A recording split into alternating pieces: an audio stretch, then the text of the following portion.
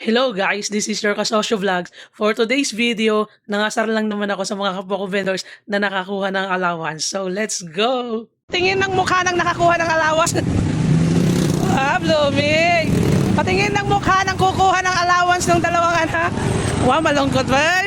Swerte naman, may 3,000 ka na. Ito naman.